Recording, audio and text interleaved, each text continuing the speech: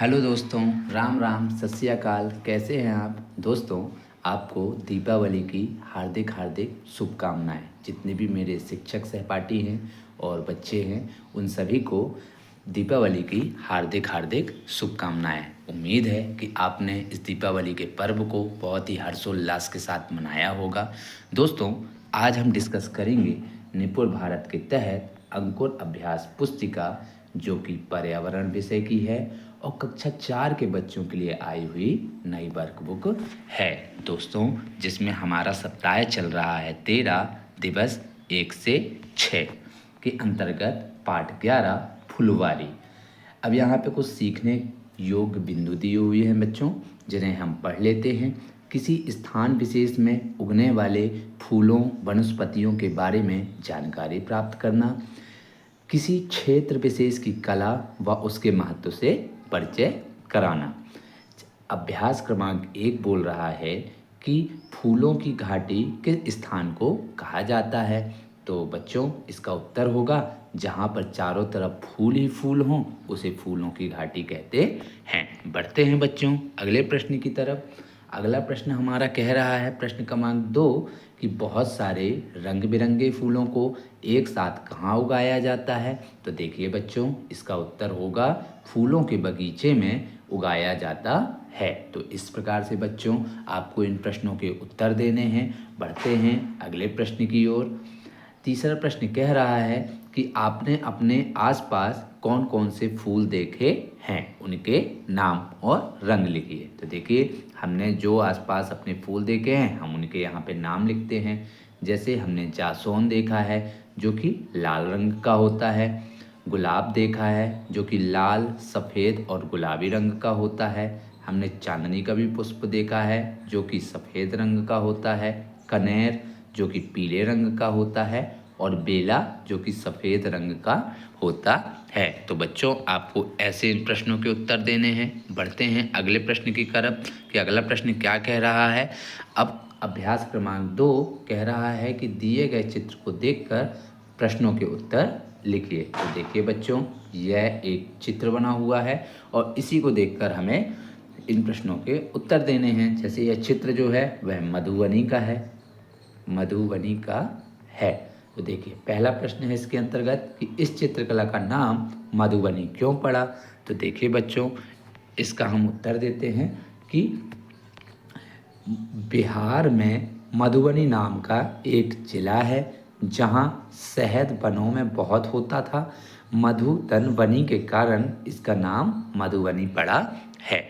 तो देखिए बच्चों, इस प्रकार से आपको इन प्रश्नों के उत्तर देने हैं। बढ़ते हैं अगले प्रश्न की तरफ कि अब अगला प्रश्न क्या कह रहा है। अगला प्रश्न कह रहा है, प्रश्न क्रमांक 2, कि इस चित्रकला का उपयोग कब और कहाँ किया जाता है। तो देखिए बच्चों, हम इसका उत्तर देंगे। देखिए, इसका उपयोग त्योहारों में, जैसे दीपावली पर, शादी में, उपनयन मुंडन में, कमरों की दीवारों पर बनाकर दिया जाता है। तो इस प्रकार से बच्चों इन प्रश्नों के आपको उत्तर देने हैं। प्रश्न क्रमांक 3 बोल रहा है कि इन चित्र को बनाने के लिए रंगों के साथ किसका घोल उपयोग किया जाता है। यहाँ पे इस चित्र को बनाने से आशय मधुबनी के चित्रों को है। तो देखिए बच्चों, इसका उत्तर होगा प्राकृतिक रंगों के अलावा चावल का घोल और गोबर और बबूल की गोंद का मिश्रण भी तैयार किया जाता है। तो इस प्रकार से बच्चों आपको इन प्रश्नों के उत्तर देने हैं। अगर आपने अभी भी हमारे चैनल को सब्सक्राइब नहीं किया है तो चैनल को सब्सक्राइब कर दीजिए, ताकि आने वाली वीडियो भी आपको तुरंत मिल सके। साथ ही साथ हमारी जो पिछले प्लेलिस्ट में वीडियो डली हुई है, जो कि पिछले सप्ताहों की है, चाहे वो पर्यावरण की हो, हिंदी की हो या गणित की हो, तो आप वहाँ से भी जाकर उन्हें वॉच कर सकते हैं। बढ़ते हैं बच्चों अगले प्रश्न की तरफ कि अब अगला प्रश्न क्या कह रहा है। अगला प्रश्न कह रहा है कि रंगों को बनाने के लिए किन किन चीज़ों का उपयोग किया जाता है। तो देखिए बच्चों, इसका उत्तर होगा रंगों को बनाने के लिए घरेलू चीज़ें जैसे हल्दी, केले के पत्ते, नील, पीपल की छाल और फूलों का उपयोग किया जाता है। बढ़ते हैं अगले प्रश्न की तरफ कि अब अगला प्रश्न क्या कह रहा है। अगला प्रश्न हमारा कह रहा है कि मधुबनी चित्रों में कौन कौन सी आकृतियाँ बनाई जाती हैं। तो देखिए बच्चों, इसका उत्तर होगा देवी देवताओं की तस्वीरें, सूर्य, चंद्रमा, तुलसी के पौधे के चित्र, कमल के फूल, चिड़ियाँ, विवाह के दृश्य आदि आकृतियाँ बनाई जाती हैं। तो बच्चों, इस प्रकार से आपको इन प्रश्नों के उत्तर लिखने हैं। बढ़ते हैं अगले प्रश्न की तरफ कि अब अगला प्रश्न क्या कह रहा है। यहाँ अभ्यास क्रमांक 3 बोल रहा है कि अभ्यास क्रमांक 2 में दिए गए चित्र को देखकर आप स्वयं अपनी कोई आकृति बनाइए और उसमें रंग भरिए। तो देखिए बच्चों, यहाँ पे हमने एक आकृति बनाई है। इस प्रकार से आपको भी आकृति बनाना है और उसमें रंग भरना है। जैसे यहाँ हाथी दिया हुआ है, यहाँ बच्चे दिए हुए हैं और यहाँ पर चिड़िया दी हुई है। तो इसमें आपको ऐसे कलर भर लेने हैं। इस प्रकार से आपको यह चित्र बनाना है बच्चों। बढ़ते हैं अगले प्रश्न की तरफ कि अब अगला प्रश्न क्रमांक क्या कह रहा है।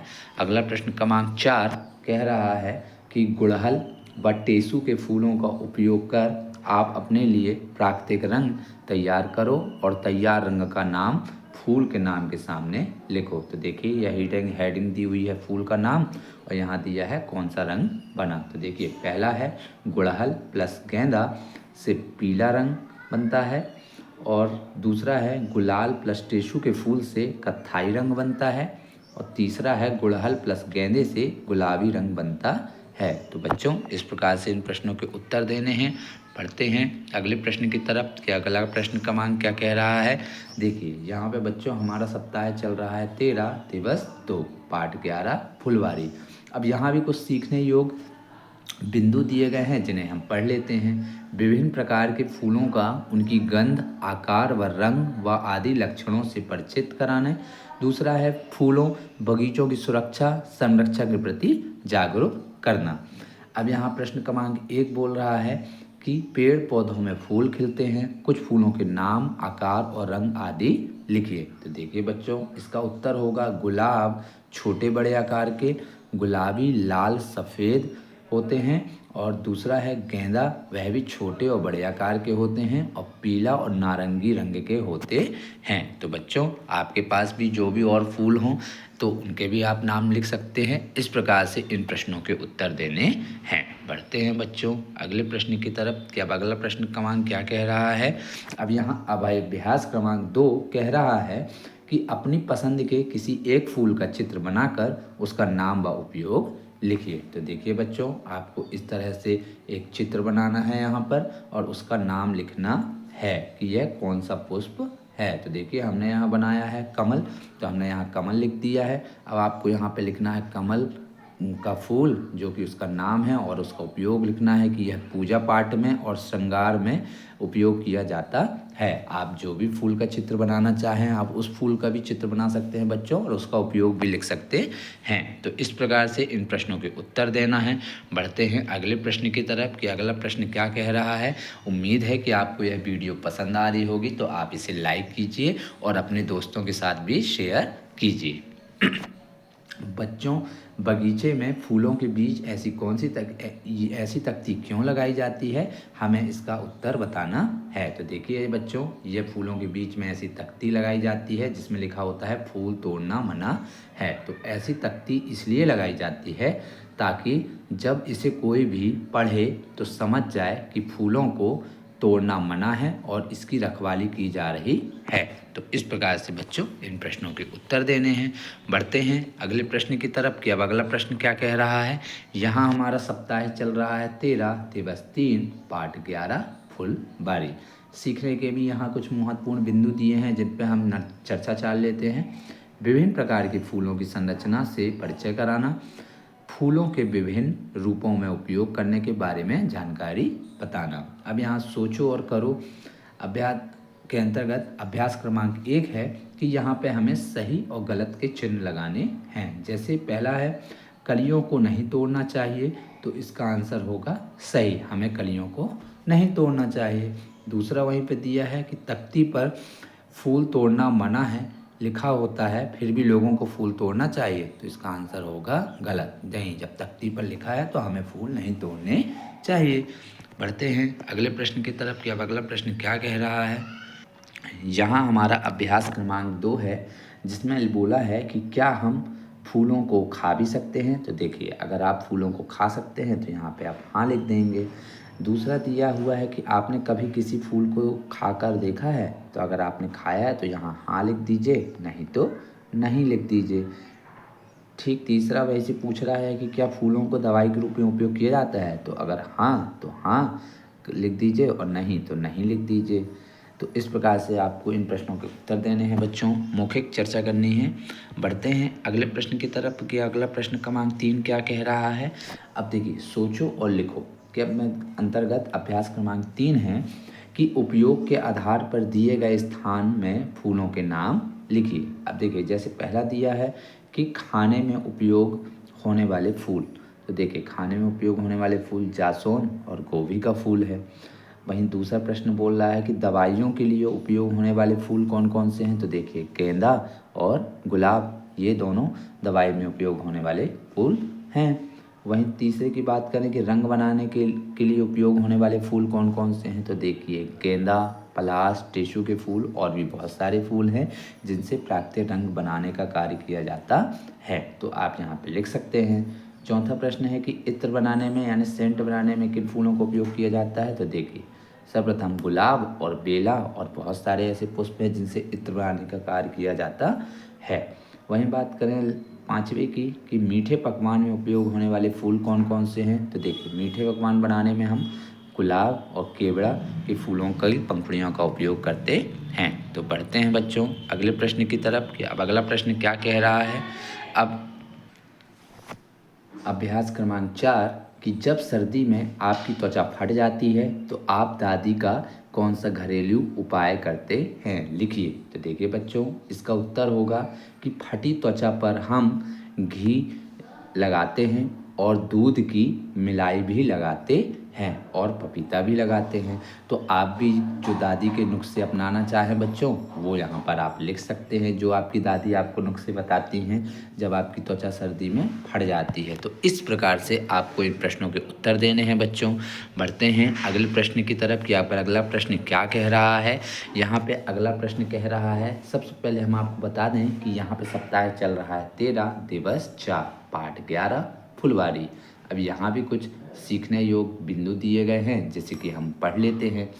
त्योहारों, समारोह, शादी, मंदिरों आदि स्थानों पर फूलों का उपयोग और महत्व को समझाना। तो देखिए, बताओ और लिखो के अंतर्गत प्रश्न क्रमांक 1 अभ्यास है कि आप फूलों का उपयोग कहाँ कहाँ करते हैं, सूची बनाइए।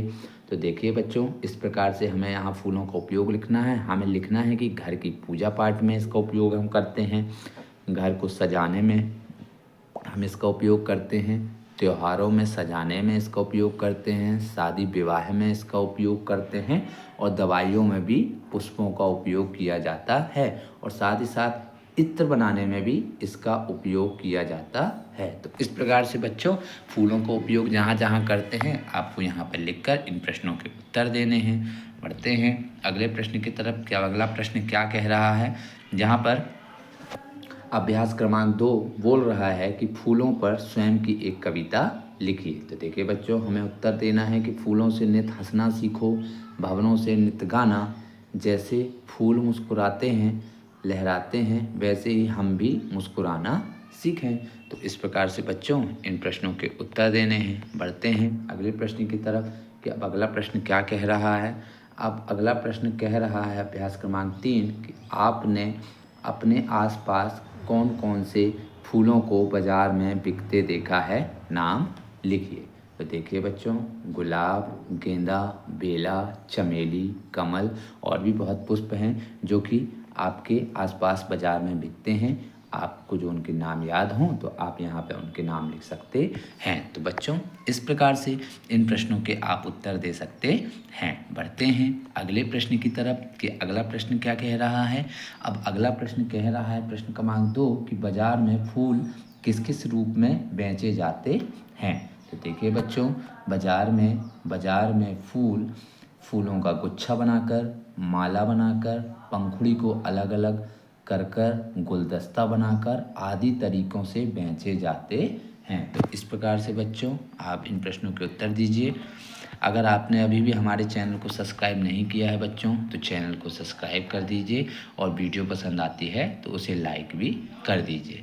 अब यहाँ पे अभ्यास क्रमांक 4 बोल रहा है बच्चों कि विभिन्न रंगों के फूलों की पंखुड़ियाँ एकत्रित करके स्थान पर दिए चिपकाकर फूलों को रंगोली बनाइए। तो देखिए आपको यहाँ पर क्या करना है, यहाँ पे आपको फूलों की पंखुड़ियों को इस प्रकार से निकाल कर यहाँ सजाना है और फूल बनाना है बच्चों। तो इस प्रकार से आप यहाँ पे क्या करेंगे, फूलों की पंखुड़ियों को निकाल कर यहाँ पर जैसे गुलाब हो गया, जैसोन की पंखुड़ी निकाल कर यहाँ पर चिपका के रंगोली बना देंगे। तो बच्चों इस प्रकार से आपको इनको करना है बच्चों। अब यहाँ पे हम चल रहे हैं आगे की तरफ कि यहाँ सप्ताह चल रहा है 13, दिवस 5, पाठ 11 फुलवारी। अब यहाँ भी कुछ सीखने के महत्वपूर्ण बिंदु दिए गए हैं जिन्हें हम एक नज़र डाल लेते हैं। फूलों के उपयोग एवं अपशिष्ट रूप में फूलों का निपटारा समझना, फूलों से जुड़े व्यवसाय व कला के बारे में जानकारी प्राप्त करना। अब यहाँ पे हम चर्चा करते हैं बच्चों। अभ्यास क्रमांक 1 दिया हुआ है कि एक बार उपयोग किए हुए फूलों को क्या दोबारा उपयोग किया जा सकता है। तो देखिए आप इन प्रश्नों में चर्चा करके इनके उत्तर अपने सहपाठियों से या अपने सर से ले सकते हैं, टीचर से। तो देखिए बच्चों इसका उपयोग हम दोबारा भी इसे उपयोग कर सकते हैं, चाहे वो कलर रंगों के लिए। वहीं फूलों से जुड़े कौन कौन से व्यवसाय हैं या काम हैं, तो देखिए बच्चों फूलों से जुड़े बहुत सारे व्यवसाय हैं, जैसे कि आप डेकोरेशन का काम कर सकते हैं, है ना, मिठाई के लिए पंखुड़ियों को देने का भी काम कर सकते हैं, इत्र देने के लिए आप इत्र बनाने की कंपनियों को भी फूलों को दे सकते हैं। तो इस प्रकार से आप इनका काम कर सकते हैं। भगवान को चढ़ाने के लिए भी आप मंदिरों पर दे सकते हैं। वहीं बासी मुरझाए हुए फूलों का हम क्या उपयोग कर सकते हैं, तो देखिए बच्चों बासी मुरझाए हुए फूलों का उपयोग हम कैसे कर सकते हैं, इत्र बनाने में या तो फिर प्राकृतिक रंग बनाने में भी उन्हें सुखाकर इसका उपयोग किया जा सकता है। तो इस प्रकार से आपको इन सब के उत्तर देने हैं बच्चों और चर्चा करनी है। बढ़ते हैं अगले प्रश्न की तरफ कि अब अगला प्रश्न क्या कह रहा है। यहाँ पे दिया हुआ है कि इसे बनाइए। अभ्यास क्रमांक 2 है कि अपने शिक्षक के लिए सूखे फूलों का उपयोग कर आमंत्रण पत्र बनाइए। तो यहाँ पे आपको इनविटेशन कार्ड और यहाँ पे आपको क्या करना है, आमंत्रण पत्र बनाना है सूखे फूलों का उपयोग करके। तो इस प्रकार से आप यहाँ पर आमंत्रण पत्र बना सकते हैं अपने सर के लिए या शिक्षिका के लिए। बढ़ते हैं अगले प्रश्न की तरफ कि अब अगला प्रश्न क्रमांक क्या कह रहा है। यहाँ अभ्यास क्रमांक 3 कह रहा है कि रंगीन कागज का उपयोग कर उससे फूल बनाकर एक गुलदस्ता बनाइए। तो देखिए आपको एक रंगीन कागज लेना है और एक गुलदस्ता बना लेता है। तो इस प्रकार से बच्चों आपको इन प्रश्नों को हल करना है। अब यहाँ पर दिया हुआ है प्रश्न क्रमांक 4 कि आपके आसपास क्षेत्र में किन किन फूलों की खेती की जाती है, पता करके लिखिए। फूलों की खेती करने का कारण भी लिखिए। तो देखिए बच्चों यहाँ पर मुख्य रूप से गेंदा, गुलाब और चमेली आदि फूलों की खेती की जाती है। फूलों की खेती करके लोग अपना व्यापार चला रहे हैं और जो कि रोजगार का एक साधन है। और शादी विवाह मंदिर में फूलों से बने माला और पुष्पों का भी भारी मात्रा में उपयोग किया जाता है। तो इस प्रकार से बच्चों इन प्रश्नों के उत्तर देने हैं। बढ़ते हैं अगले प्रश्न की तरफ कि अब अगला प्रश्न क्या कह रहा है। यहाँ हमारा सप्ताह चल रहा है 13, दिवस 6, पाठ 11 फुलवारी के अंतर्गत हम पुनर्वलन कर लेते हैं बच्चों। आइए बताते हैं और लिखते हैं। अभ्यास क्रमांक 1 कह रहा है कि आपने किन किन रंगों के फूल देखे हैं, उनके नाम लिखिए। तो देखिए बच्चों इसका उत्तर आप इस प्रकार लिख सकते हैं कि लाल रंग के, पीले रंग के, सफ़ेद रंग के, गुलाबी रंग के और आदि पुष्प आपने देखे हैं। अब बढ़ते हैं अगले प्रश्न की तरफ कि अब अगला प्रश्न क्रमांक 2 क्या बोल रहा है। प्रश्न क्रमांक 2 बोल रहा है कि मधुबनी चित्रकला में रंगों को बनाने के लिए किन किन चीज़ों का उपयोग किया जाता है। तो देखिए सर्वप्रथम हल्दी, नील मिर्च, फूलों के कलर, केला के पत्ते आदि चीज़ों का उपयोग करके मधुबनी चित्रकला के रंगों को बनाने का काम किया जाता है। तो बच्चों इस प्रकार से आपको इन प्रश्नों के उत्तर देने हैं। अब अगला प्रश्न है कि प्रश्न क्रमांक 3 कि दिए गए बिंदु के आधार पर फूलों के नाम लिखिए। तो देखिए बेल पर जो लगते हैं वो जैसे चमेली और अपराजिता पुष्प हैं जो कि बेल पर लगते हैं। दूसरा वहीं बात करें जो सिर्फ रात में खिलने वाले फूल कौन कौन से हैं, तो देखिए पारिजात और रात रानी ही हैं जो रात को खिलते हैं। पानी में उगने वाले पुष्प कौन कौन से हैं, तो देखिए कमल और जलकंबुई हैं जो कि पानी में उगने वाले पुष्प हैं। किसी खास महीने में जो उगने वाले हैं, जो सीजनेबल फूल होते हैं, वो कौन है, जैसे गेंदा और मोगरा, ये सीजनेबल यानी किसी खास महीने में उगने वाले पुष्प हैं। तो इस प्रकार से बच्चों आपको इन प्रश्नों के उत्तर देने हैं। उम्मीद है कि आपको यह वीडियो पसंद आ रही होगी, तो आप इसे लाइक और शेयर ज़रूर कर दीजिएगा बच्चों। अब अभ्यास क्रमांक 4 बोल रहा है कली व फूल में अंतर बताइए। तो देखिए बच्चों, फूल खिलने से पहले कली का निर्माण होता है, फिर फूल खिलता है। कली छोटी होती है जबकि फूल बड़ा होता है। तो इस प्रकार से बच्चों आपको इन प्रश्नों के उत्तर देने हैं। अब यहाँ पे अगला प्रश्न है प्रश्न क्रमांक 5 कि फूल का नाम लिखिए और उनका उपयोग बताइए बच्चों।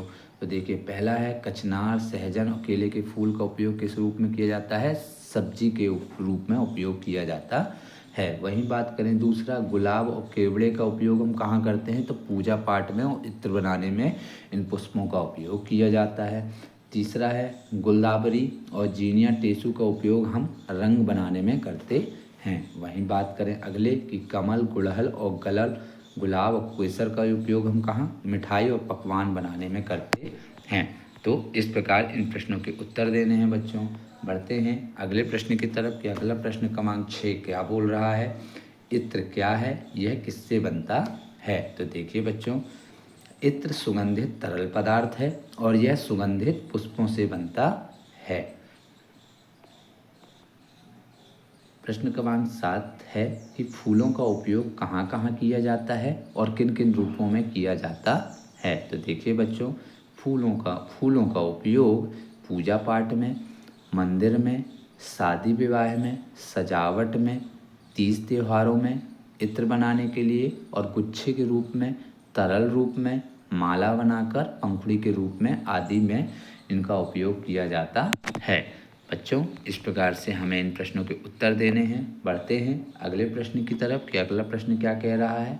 यहाँ प्रश्न क्रमांक 8 कह रहा है कि अपने मनपसंद फूल का चित्र बनाकर उसमें रंग भरें और उसका नाम व उपयोग लिखिए। तो देखिए बच्चों, यहाँ पे हमने एक चित्र बनाया है जिसका नाम है कमल। आप इसमें यहाँ पे रंग भर सकते हैं।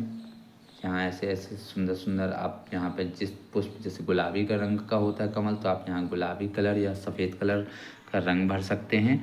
तो इस प्रकार से आपका भी जो फेवरेट हो बच्चों, आप उन पुष्प का नाम लिख सकते हैं। जैसे हमने यहाँ पे लिखा है कि यह कौन सा पुष्प है, कमल है और पूजा पाठ में और श्रृंगार में इसका उपयोग किया जाता है। तो इस प्रकार से आपको इन प्रश्नों के उत्तर देने हैं बच्चों। बढ़ते हैं, इन प्रश्नों के उत्तर आपको देने हैं। उम्मीद है कि आपको यह वीडियो पसंद आया होगा। आपको अगर यह वीडियो पसंद आया हो तो इसे लाइक और सब्सक्राइब करना ना भूलें बच्चों, और साथ ही साथ हमें कमेंट पे बताना बिल्कुल भी ना भूलें कि आप यह वीडियो कहाँ से देख रहे हैं। नमस्कार दोस्तों, जय हिंद, जय भारत।